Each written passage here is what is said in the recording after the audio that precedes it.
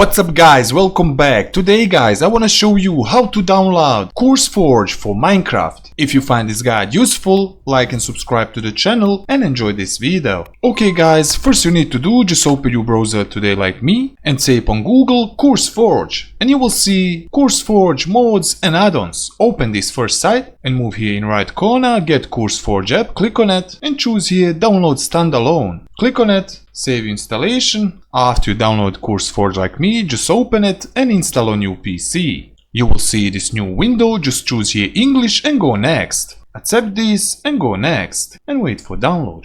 After installation like me, you will see welcome to CurseForge, go here continue, move here and log in. But remember guys, to add mods with CurseForge, you need to have full Minecraft. I mean Minecraft launcher and full Minecraft Java edition. If you find this guide useful, like and subscribe to the channel and I see you in the next video.